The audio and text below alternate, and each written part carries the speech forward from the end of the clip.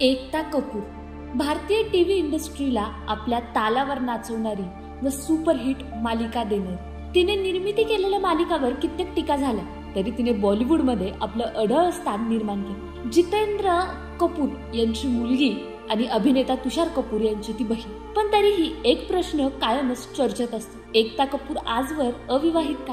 एकेकाळी टीव्हीवर सासू सून, नवरा बायको यांच्या नाट्यमय गोष्टी दाखवणारी ही निर्माती स्वतःच्या आयुष्यात मात्र कायम सिंगल राहिली. ती आज एक सिंगल पॅरेंट आहे आणि सरोगसीद्वारे तिने आपल्या मुलाला जन्म दिला. पण एकेकाळी एकता कपूरच्या हृदयात जागा केली होती बॉलिवूड अभिनेता चक्की पांडेने. होय, त्याच चक्की पांडेने जो आज भावना पांडे सोबत सुखी संसार करत आहे आणि 2 मुलींचा बाप आहे. ते दिवस असे होते जेव्हा एकता चक्कीवर अगदी जीभ ओवाळून टाकत होती. तिने एकदा सोशल मीडियावर फोटो शेअर करत लिहिलं होतं, अनेक वर्षापूर्वी मी त्याच्या प्रेमात होते. त्याने जर तेव्हा माझं ऐकलं असतं तर मी सुद्धा बॉलिवूड वाईफ असते. मात्र चक्कीने एकताला होकार दिला नाही. का?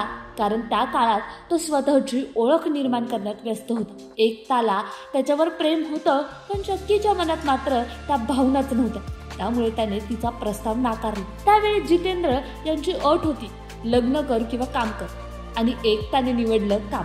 आज एकता कपूर ही इंडस्ट्रीतील सर्वात यशस्वी निर्माती आहे. पण तिच्या खासगी आयुष्याबद्दल आजही चर्चा सुरूच असते. तिच्या कथा, तिची मेहनत आणि तिची धडपड या सगळ्यांमुळे ती इतरांपेक्षा वेगळी ठरते.